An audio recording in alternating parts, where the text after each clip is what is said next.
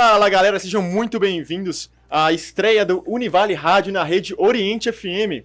E para abrir, esse programa, para estrear aqui, estamos com o professor Bob, nosso grandioso professor Bob. É um prazer ter você aqui, cara. Obrigado, querido. Obrigado. Pô, que honra, hein, cara? Eu que tô inaugurando isso aí.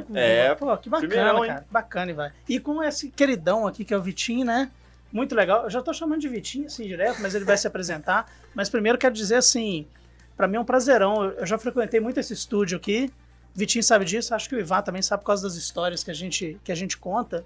E estar aqui, eu já estive aqui como aluno há bastante tempo, como professor muitas vezes, e fazendo elipse com o Elton, que é o nosso coordenador de curso, né, de publicidade, jornalismo, design gráfico. Foi um projeto capitaneado aí por ele que deu muito certo durante alguns anos, e voltar aqui é um prazerzão, ainda mais no Dial, né? A gente fica mais feliz ainda. Tem quanto tempo, mais ou menos, que você teve esse programa do Elipse e tudo? Eu participei, né? Igual o programa, digamos assim, não tinha um dono, né? Mas foi idealizado pelo professor Elton. E no início era o professor Elton e o professor Manuel. Um abraço para os dois. O Manuel não está mais com a gente, está ganhando grana aí no mercado, né? Tá se divertindo aí no mercado. Uhum. Mas a gente teve o Elipse passou aí de 100 episódios. Foi por aí, viu? Foi muita coisa, né? Eu acho que o Vitinho... Eu acho que tava uns 90 e pouco. Por aí, né? Por então aí. Teve uns 2, 3 especiais, Uhum. alguma coisa assim. É muita coisa, cara. Acho que começou em 2021, alguma coisa assim. E foi bastante tempo, foi então. muita coisa. E o Elipse era um programa que durava... até hoje, quem tiver interesse, procura lá Elipse Univale, tá lá no YouTube os episódios, né? Da Univale TV, né? Ou da própria Univale, TV. da TV, né? Mas procurando no YouTube aparece direitinho. Mas ele durava 1h10.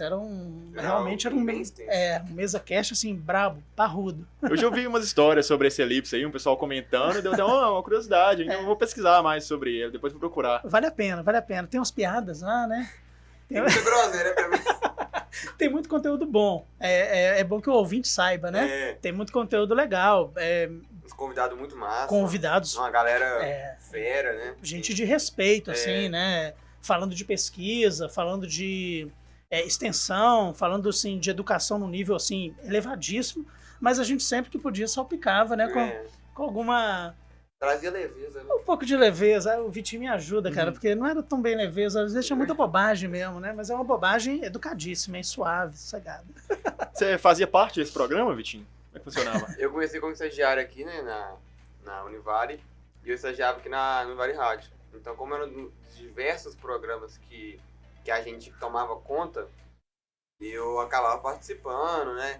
Aí, às vezes fazia transmissão, às vezes vinha aqui pra dentro. Você participou mesmo como componente mesmo da mesa, não foi? Algumas vezes? Algumas vezes, foi umas 2 ou 3 vezes que eu vim pra cá e ajudei a dar ritmo. Interessante pra caramba. Foi a sua primeira experiência, Vitinho?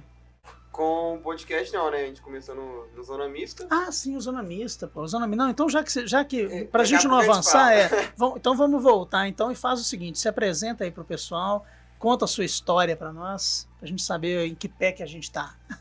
Me chamo Vitor Braga, sou estudante de jornalismo, tenho 21 anos, sou completamente apaixonado pelo jornalismo esportivo e pelo esporte no geral. E foi um dos principais motivos de eu fazer jornalismo, é a área do esporte. Legal. E estou no 5º período, quase formando. Quase formando, são 7 períodos de jornalismo, daqui a pouco, porta de saída. Tem uma curiosidade, é bom quando a gente troca ideia com gente que a gente já conhece um pouquinho, o Vitinho, ou eu tô falando besteira? Não tô não. Você começou fazendo publicidade, isso, né? Mas aí, como é que foi isso? Você se encantou pelo jornalismo ao longo do curso, vendo as disciplinas que a gente tem em comum, trocando ideia? Como é que foi isso? Então, eu sempre tive vontade de fazer jornalismo desde pequeno. Isso era até engraçado.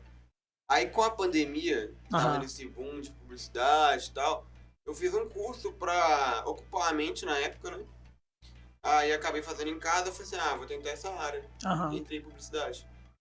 Bacana. E todos os meus trabalhos ali trabalhos, projetos, sempre eu tava puxando um pouco pro jornalismo. Tanto que teve uma galera que nem sabia que eu tinha começado em publicidade, achava que eu tinha entrado no jornalismo. Aí eu falei assim, vou mudar de uma vez, é a área que eu gosto, é o que sempre quis também, então vou fazer jornalismo.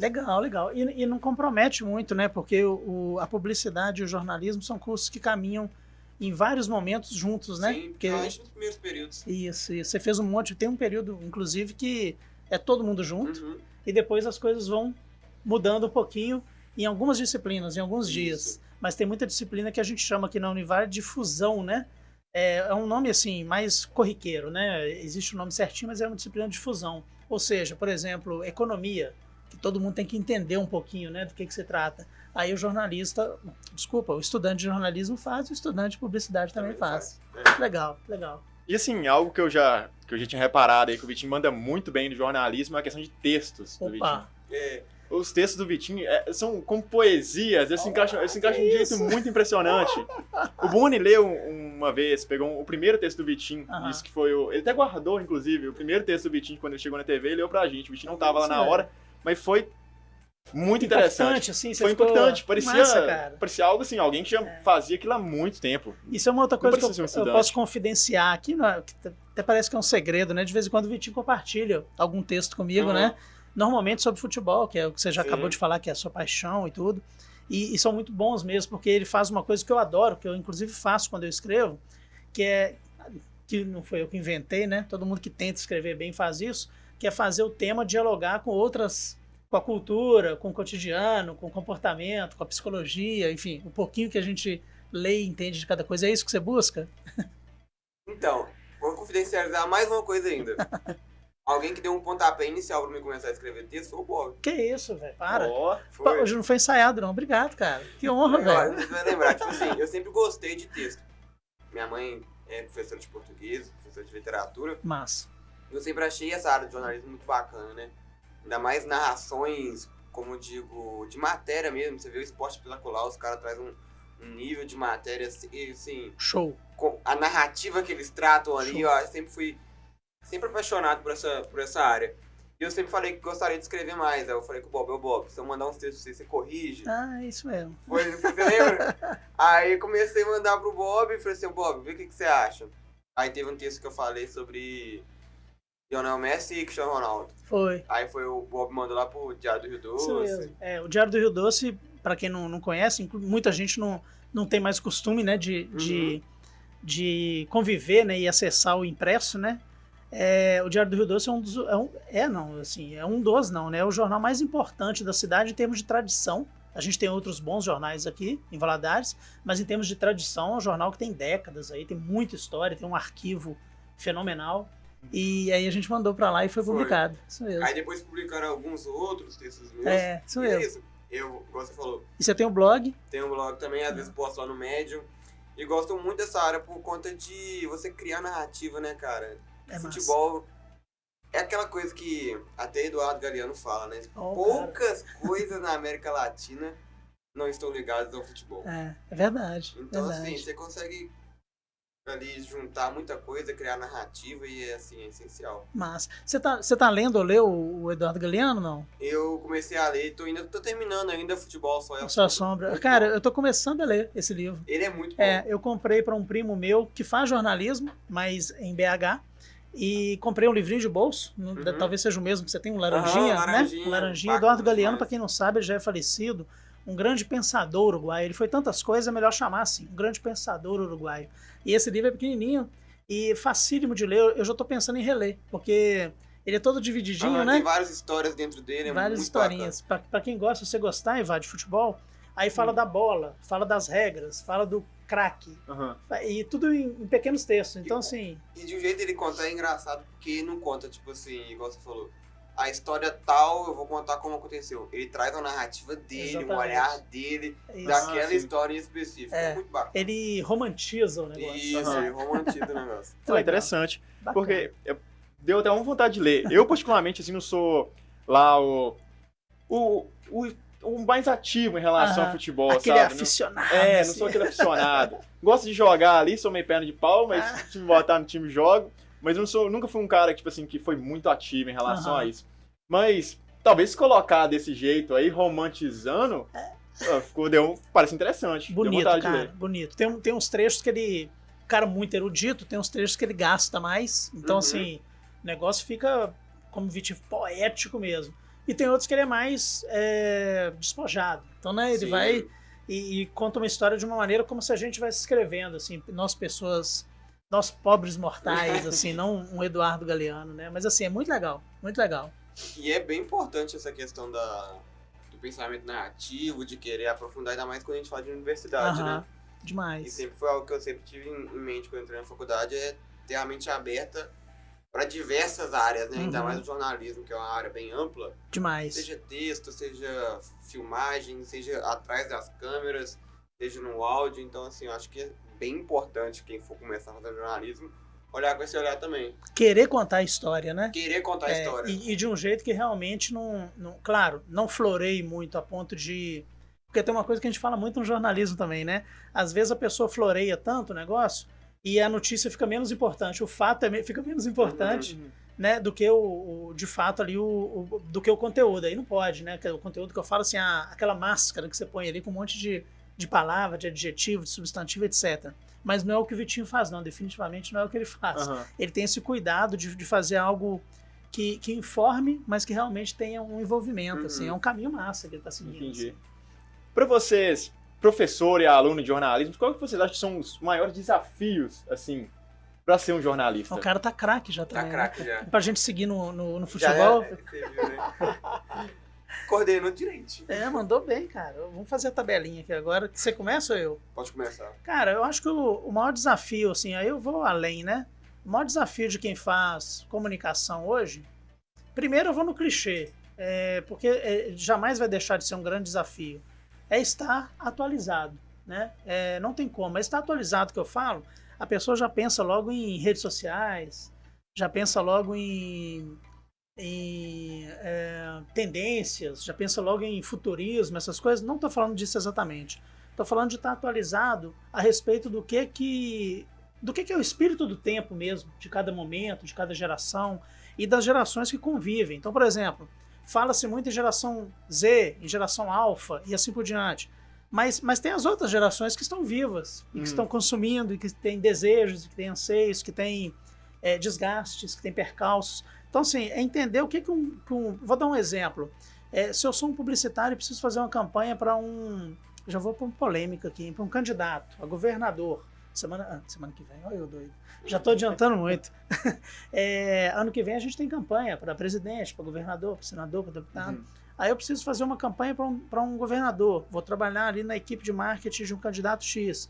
Eu preciso compreender, eu preciso estar atualizado a respeito do que essas pessoas estão consumindo em termos de narrativa, o que elas desejam escutar, né? Aí eu, obviamente, gente, com todo cuidado, a gente sabe que é muito complicado essas coisas, a famosa linha tênue, né? Aquela coisa fina, mas tem que ter todo cuidado para respeitar limites éticos também, é falar o que as pessoas querem escutar, mas com todo cuidado para não mentir, né? E aí isso vale para um produto, isso vale para propaganda de um partido que envolve ideologia, isso vale para uma instituição de ensino como a Univale. Peraí, será que o jovem continua querendo ver, um exemplo que eu sempre dou, né, nas aulas, será que o jovem continua querendo ver numa campanha jovens como ele segurando um tablet ou um celular e escrevendo na sala de aula e no laboratório? Talvez sim, eu não estou dizendo que não é o caso, mas eu preciso sempre me atualizar para saber se o conteúdo que eu estou produzindo está a par do que as pessoas querem realmente consumir. A gente vê muita publicidade e muita matéria de jornal que é anacrônica. Anacrônica no sentido assim, ela não cabe mais nos dias de hoje. E aí o que acontece? Que é o que o Vitinho falou, já deixou claro. Ninguém lê, ninguém consome, e aquilo cai num esquecimento. Acho que esse é o maior desafio que a gente tem mesmo. Ah, entendi. Interessante. Nunca tinha pensado por esse lado. Um pouco disso.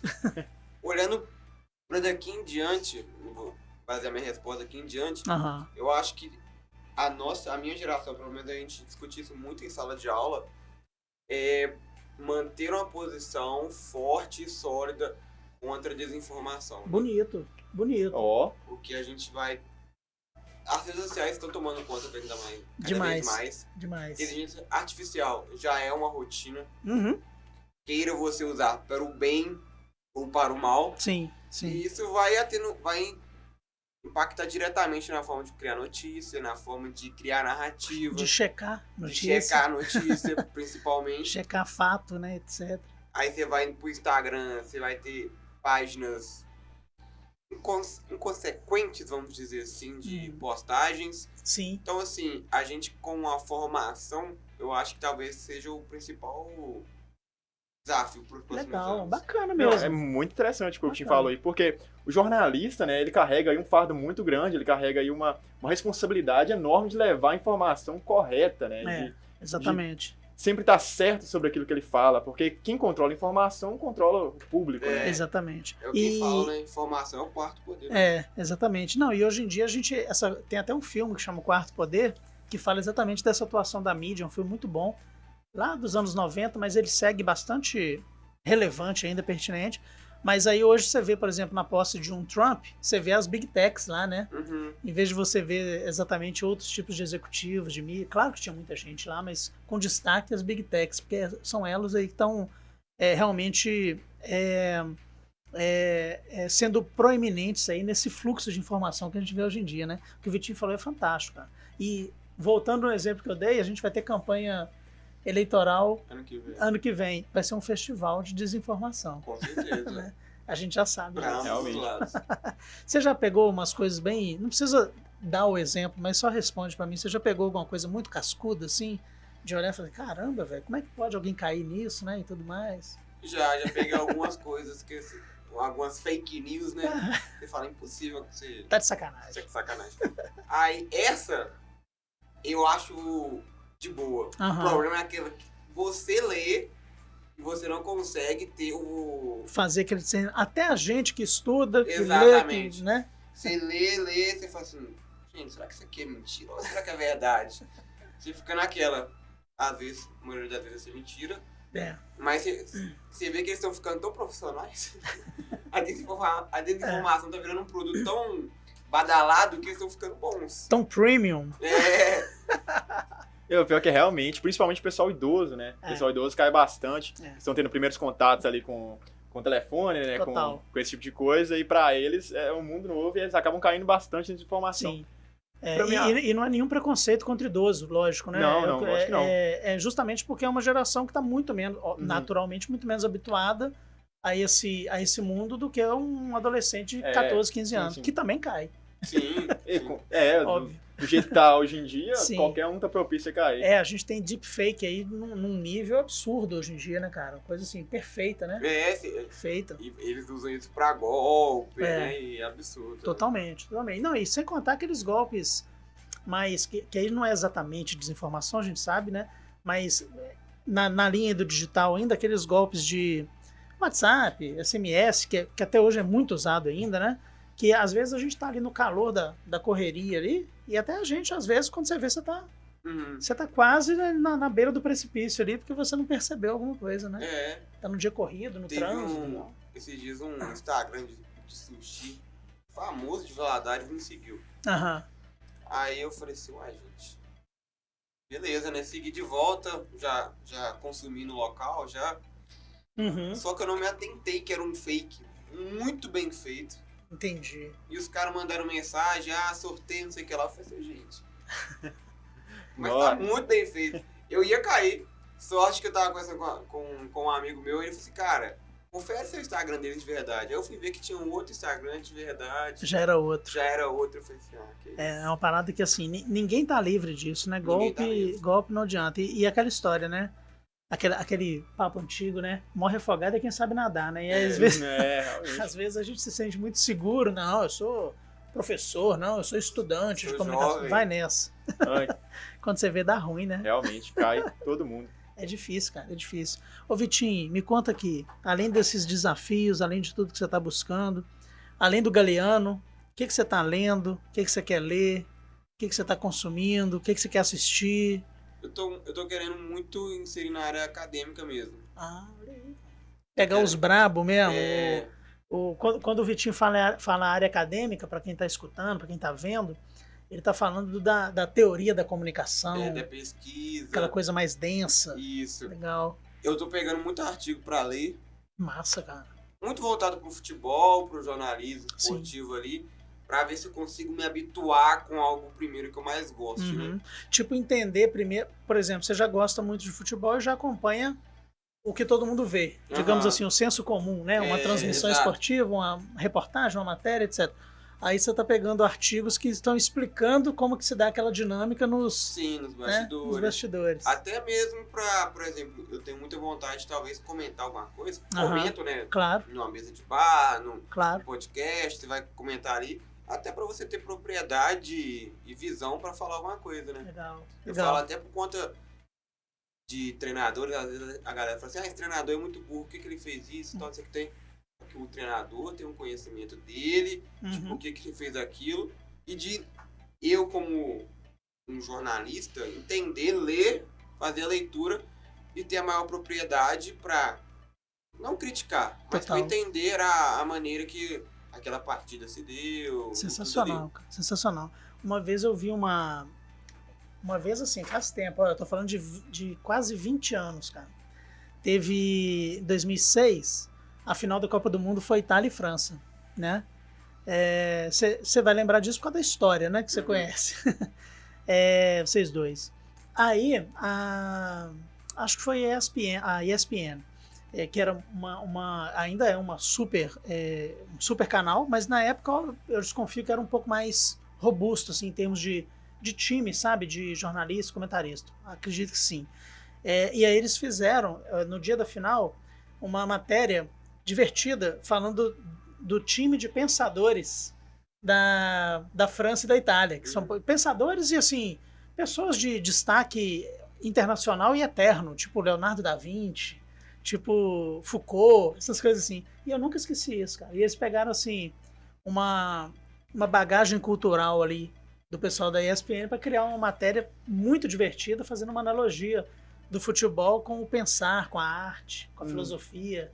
Muito legal, cara. Foi uma coisa linda. Assim. É diferente. É uma área que eu gosto também, dessa área de tentar trazer o pop, vamos dizer assim, com a área do esporte. Ou pegar a erudição e transformar em algo pop, que é um pouco do que eles fizeram também. Isso é massa demais, né, cara? Muito legal. Fala pra gente também do seu projeto, cara, que você começou a falar lá. Comecei a falar. Do nosso querido Zona Mista. Você conhece, né, Ivan? Ah, sim, já ouvi. Já vi ele gravando, inclusive, lá nos estúdios. Massa. É um projeto que a gente surgiu aqui na Univale, igual eu sempre falei.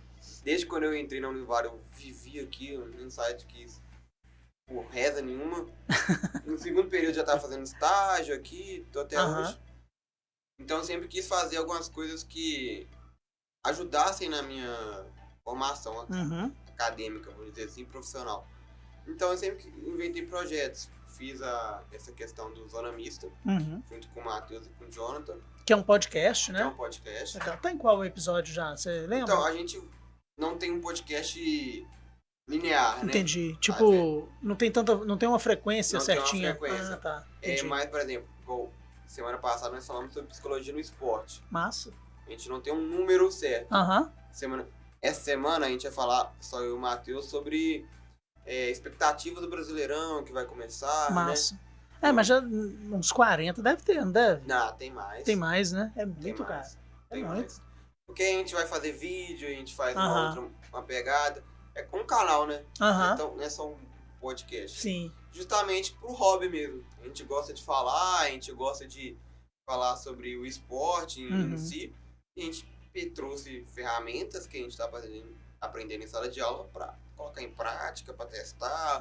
Se isso dá certo, não dá, vamos fazer de novo. Total. E aí você pega, claro, né? Como todo bom jornalista, no caso do Matheus é publicidade, mas claro, todo mundo que faz comunicação, vocês têm que fazer todo um trabalho de pesquisa, de organizar, nem que seja um início ali de um roteiro, né, para você ir acompanhando. Talvez seja a parte que eu mais gosto, a parte da pesquisa. Que você mais aprende, né? Mais aprende. Você descobre algumas coisas, você fala assim, caramba, não lembrava disso. Total. Esse de psicologia no esporte foi tipo...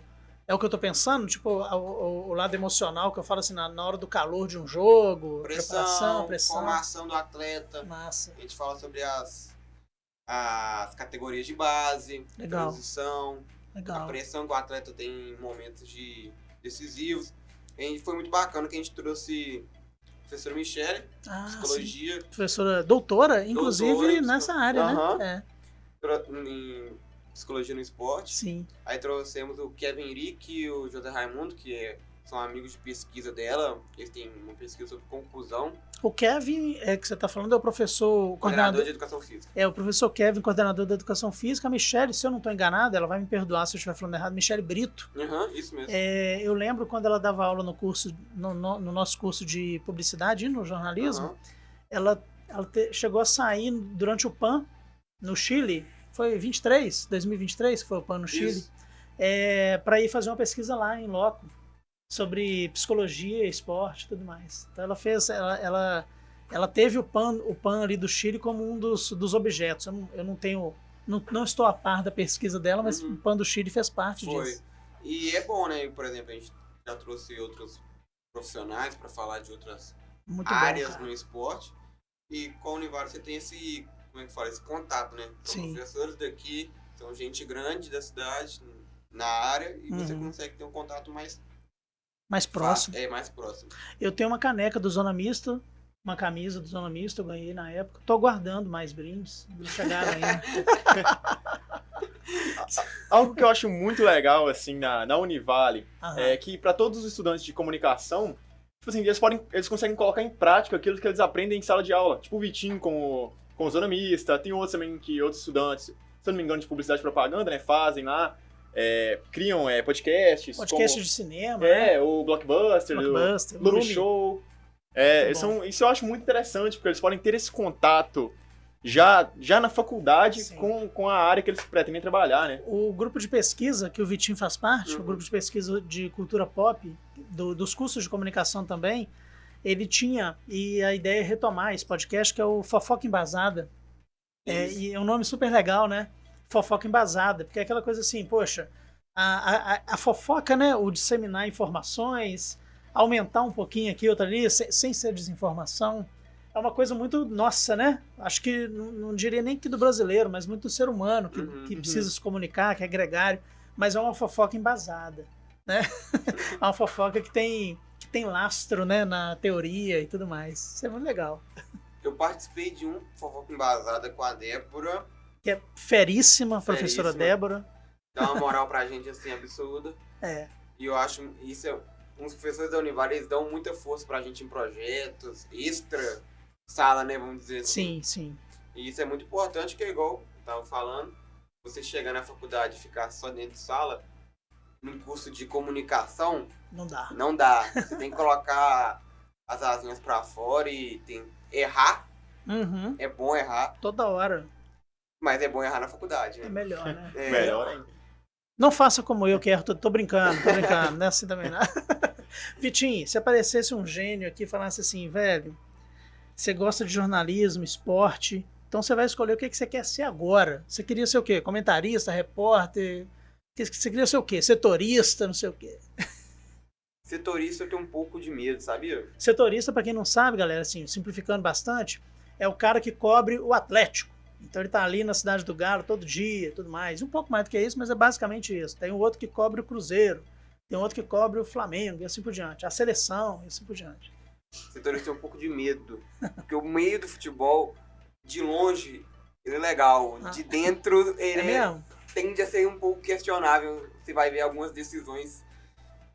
É mesmo, cara? É uma coisa complicada. É um bastidor que nem eu tenho, pra te falar a verdade, sério. Tem pessoas repórteres falam, depois que eu virei setorista do meu clube, eu falei assim, eu fiquei um pouco menos torcedor. Caramba, velho. Olha só. Você vê coisa nova, hein? Você vê coisa que você não via antes. Você vai ver coisa, né? É tipo o cara quando que eles brincam, né? Também tem aquele papo quando a pessoa aprende como é que a salsicha é feita, né? Aí ela não... nunca mais come, né? É aquilo ali. Mas penso em ser talvez um repórter. Eu quero experimentar um pouco das áreas, sabe? E crescendo, assim. Tem repórter, redator, comentarista. Bacana. Tem uma coisa que muita gente faz que é esse caminho, né? A pessoa é repórter, depois, lá na frente, ela acaba virando comentarista e tudo mais, né? Eu não sei se é porque ganha mais. Sinceramente, não sei. Deve ser, né? Provavelmente, não sei. Talvez seja por questão de escala, talvez também, né? Talvez o comentarista fica mais dentro do estúdio, não precisa viajar, né? Então pode ser essa questão também. E com a experiência que ele tem, acumulada ali na beira do campo, nas coletivas, cobrindo, fazendo aquela coisa toda, ele tem uma bagagem absurda para ser comentarista, porque ele está comentando uma final de Paulistão, de Mineiro, de Carioca, etc. Mas ele já cobriu tantas que ele vai conseguir fazer algumas pontes ligação, muito rapidamente. História, né? Você vai ter bagagem histórica ali também. Total. O caso mais recente que eu lembro é do mais recente. Tem vários, mas o caso mais recente que eu lembro é do Eric Faria, né? Isso tem agora também. Muito tempo repórter beira de campo ali, muito mesmo, né? Agora e comentarista. Muito bom também, né? Bom comentarista. E o que você acha? Você tem alguma... Quero polemizar, não. O que você prefere? O comentarista que fez jornalismo ou o comentarista que foi jogador? Ou não tem essa coisa pra você? Eu acho que tem que ter os dois. Ah, legal. Boa resposta, hein? Boa. Não foi... Acabou sendo. Eu sei que não foi para ser diplomático, mas acabou sendo também. É porque eu acho que você traz duas visões diferentes. E seria, por exemplo, a gente vê uma transmissão da seleção brasileira. Você tem um narrador e 2 comentaristas. Hoje a Globo faz. Sim. Você colocar sempre um jornalista e um jogador, acho que seria muito interessante. Porque você vai trazer a visão do jogador, que sabe como é que é o campo, como o campo grita. O vestiário. Sabe também a intensidade do jogo, sabe como é que... Total. Ele conhece, né? Ele sabe. Total. E o jornalista também, ele vai trazer uma outra visão, talvez... Não querendo dizer, mas talvez uma visão mais estudada, vamos dizer assim. Mas em... E de repente... e aí eu acabo colocando todo mundo no mesmo balaio, mas a gente sabe que cada pessoa tem uma história, né, na imprensa. De repente, com uma apuração mais dedicada e mais organizada do que a de um ex-jogador. Também. Obviamente, por causa não é nenhum demérito pro ex-jogador. Mas rotina, né? Normal, e a pessoa passou por uma formação acadêmica e tudo mais. Sim, e depois você entra no jornalismo, você quer apurar tudo, né? Total. Ele vira rotineiro mesmo. Exatamente. Uma vez eu li um texto muito interessante, cara, que eu não lembro quem foi que escreveu. Mas era um jornalista, comentarista esportivo, falando que porque tem jogador que torce o nariz um pouco para algumas perguntas de jornalista, isso é natural, toda semana tem isso, né? Tem uma treta assim coletiva, em zona mista, essas coisas assim. E aí tem jogador que acaba falando assim, mas você não sabe como é que é a realidade ali do dia a dia, porque você é só um jornalista, você nunca jogou e tudo mais. Aí ele foi escrever e falou assim, cara, como se fosse para falar de penitenciário, você tivesse que ficar preso, né? Não é assim, né? Você tem condição de escrever com outro ponto de vista, diferente de quem viveu aquilo, óbvio. E é importante o jornalista ter essa sensibilidade também, que ele não conhece o que está tendo dentro. Exatamente. Essa humildade. Exato. Às vezes de criticar um cara, de pegar no pé de um cara, o cara tá passando algo pessoal que está que reflete, né? A gente sabe que reflete. Demais. Dentro de campo. Demais. E me conta uma coisa aqui. Você tem o jornalismo assim como seu foco. Aí suponhamos que você acabe sendo inserido ou que outras oportunidades apareçam em outras áreas, assim. O que você faria? Você encararia e teria isso como digamos assim, ainda dentro da área, um hobby? Algo assim? Como é que você vê o futuro? Você faz essas projeções muito otimistas, mais ou menos? Não vou falar pessimista, não, mas mais pé no chão. Como é que você faz? Assim, eu ainda tenho muita dúvida disso. Uhum. Eu queria ter mais certeza de um pé no chão, uhum. de uma ideia, de um plano B, assim. Hobby, com certeza vai virar, porque independente de qualquer coisa, é uma questão cultural, familiar, de viver, de entender futebol. Então, assim, vai continuar por muito tempo. Se vai ser trabalhando com isso, não sabemos. É uma vontade muito grande. Mas, como hobby, vai continuar pra sempre. Tomara que dê certo. Né? Tomara que dê certo. Não só o futebol, né? Esporte em geral. Massa. Claro que talvez eu não tenha uma oportunidade no futebol, tenho uma oportunidade no basquete, no vôlei, alguma coisa assim. Você acompanha muito esses outros? Vôlei não tanto. Basquete eu acompanho mais. Tô acompanhando bastante o tênis também, por causa do João Fonseca. Massa. E tem alguns outros esportes que você vai pegando ali, né? Por exemplo, atletismo, mas bem pouco, porque agora tá surgindo uma onda de corredores influencers, então você começa a pegar um pouco de, pô, que bacana o treino desse cara e tal. Massa. E igual o tênis e o basquete, hoje são os subesportes, vamos dizer assim, que eu mais acompanho. No seu cardápio ali é o futebol, o basquete, tênis. Isso. Legal. Esporte olímpico é difícil demais, né? É muita modalidade. É muita modalidade. É complicado pra caramba. Nos 4 anos é muito difícil. Nas Sim. Olimpíadas eu tento acompanhar o máximo possível. Mas nos 4 anos é muito difícil. O pessoal até brinca, né? Que nas Olimpíadas todo mundo vira especialista, assim, né? O juiz tá roubando, você nunca viu. Realmente, todo mundo querendo dar palpite, né? Nunca viu aquilo na vida, fala que o juiz tá roubando, e tudo mais, é foda, pesado. O brasileiro quer ganhar, né? Mano, não tem jeito. Sempre. Ô, Vitinho, como é que você encararia ter que sair da sua cidade natal, se fosse preciso? Porque, vindo de fora, assim, eu vejo que muitos jornalistas, quando eles vão crescendo, né, eles precisam sair de suas cidades aí. Você acha que você seria de boa contra isso? Ou teria um pé mais atrás? Eu acho que é importante. Eu acho que é uma fase importante. Igual tem gente que fala assim, eu tenho muito medo de morar fora. Quando você for morar fora, você vai sentir falta de casa, sei que tem, não pensa em morar fora.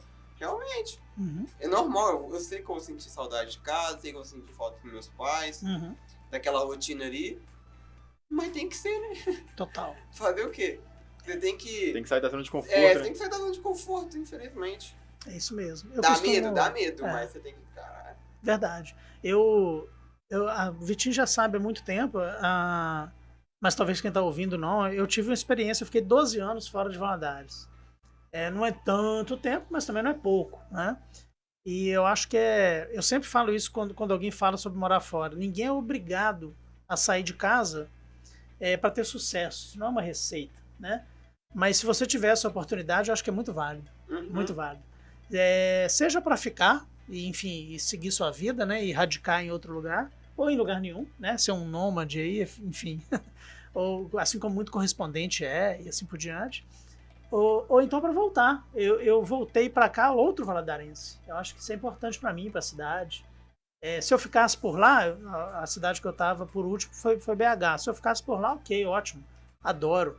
Mas como eu voltei, adorei ter voltado, adorei rever minha relação com a cidade. Você volta com outra perspectiva, é muito legal. Exato. É um ponto difícil.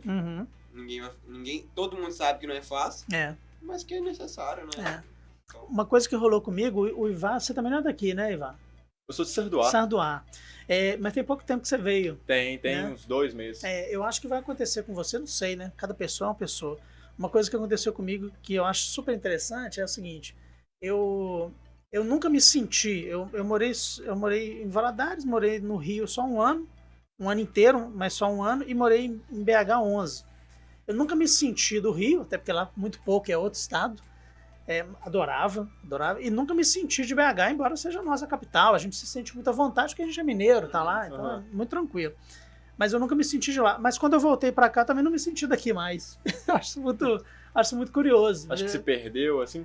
Mas não é no sentido ruim do termo, do sentimento. É no sentido de que a gente se sente mais à vontade para ir para qualquer lugar. Então, assim, sim, eu tô adorando estar em Valadares de novo, desde 2019. Mas eu não tenho mais tanta amarra, assim. Aqui é a minha cidade. Sim, seguirá sendo sempre. Mas se eu precisar ir para outro lugar, eu não vou com tanto pesar, porque eu já me sinto... Aí seria muita presunção falar que eu me sinto do mundo, né? É muita presunção. Mas eu me sinto muito à vontade para fazer esses trânsitos, assim. Eu não acho que eu sentiria uma dificuldade... Não acho, posso estar enganado. Mas uma dificuldade tão grande de adaptação se eu tivesse que ir para Tocantins, sabe? Para onde quer que fosse, Mato Grosso, etc. Assim.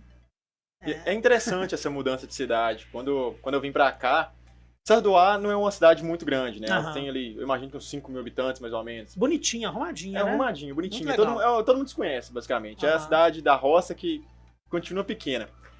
Quando eu vim para Valadares, foi tipo assim, foi um choque, né? Valadares não é tão grande como, sei lá, uma capital como BH, por exemplo. Sim. Mas, ainda assim, para alguém que veio de uma cidadezinha de 5 mil habitantes, Valadares é enorme. É imenso. É imenso. Aí eu achei isso muito diferente, isso me animou bastante. Eu ainda fico perdido por aqui, em alguns lugares, mas é muito bom conhecer ir conhecendo, né, GV. Legal. E se o Gênio voltar, você ia pra onde, velho? Qual cidade você ia?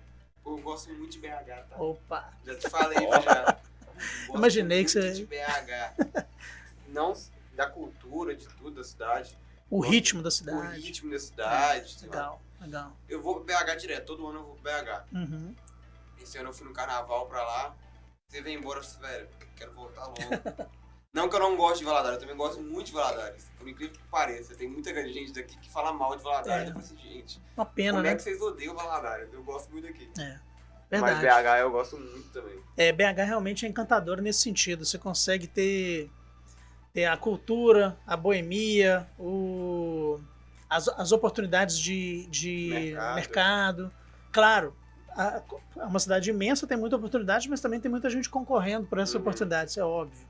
Mas a parte de entretenimento, lazer, é muito pujante. Óbvio também que é necessário um recurso para participar dessas coisas, né? Tipo, se eu fosse... Tem muita gente que fala, né? Se eu fosse para BH, eu ia ver jogo do Atlético toda semana. Opa! Depende, né? Depende. Tem o ingresso, tem o sanduíche de pernil que não tá barato. Né? As coisas não são tão simples assim. Tem um tropeiro. Tropeirão, deve estar uns 20 conto a mais. Já, deve estar mais, né? Deve estar mais. É bem provável. Uma jantinha aí em Valadares tá o quê? Nesse valor, Por aí, né? Não tá fácil, não. Tá, não. Todo lugar tá difícil. Todo lugar tá difícil. Mesma coisa Rio, São Paulo, né? Aí a coisa vai num patamar... Em outro patamar. Fica mais complicado. É isso, né, cara? É isso. O papo foi bom, não foi? Foi, rendeu bem. bastante. O Ivan mandou demais aqui, Mandou cara. bem. Ah, Tô de valeu, cara, velho. gente. Coordenar. Salvou aqui, bicho. Muito obrigado. Muito bom. Você que se despede, como é que a gente vai fazer? Pode fazer seu encerramento. Eu que faço? Dono do programa. Cara, fica à vontade. agradecer muito pela oportunidade, assim, né? Primeiro eu quero agradecer o Boni também, né? O Boni foi um cara... Foi e é, né? Ele é um cara que, assim... quem conhece sabe então, que eu não tô fazendo nenhuma média aqui. É um cara que tudo que você fala, ele fala assim, cara, manda, faz. Manda ver, o espaço é seu, o lugar é seu. Então eu agradeço demais o Boni pela oportunidade. Vitinho, o cara... Ivan, bom demais, cara, bater esse papo com vocês. Tomara que a gente faça outros, né? Quando o Vitinho tiver novidade, eu acho que ele pode voltar para compartilhar com a gente. E a gente ainda vai definir um monte de coisa aqui para esses papos que a gente vai ter sempre com estudantes, com egressos, com o Ivan. O Ivan salvou, o Ivan tem que ficar sempre. Tem que ficar sempre. Quando eu não tiver, o Ivan faz. Nossa senhora, aí já é muita responsabilidade. Aí vai dar bom, vai dar bom. A gente faz remoto. Mas bom demais. Brigadão pela audiência aí, como diz o Faustão, né? Nosso querido Faustão, pela audiência e pela paciência. Foi muito bom. Eu tenho certeza que essa estreia foi muito top, viu? Legal. O papo foi top. Fluiu, com certeza. E galera, essa foi a estreia da Univale Rádio na Rede Oriente FM. Até a próxima!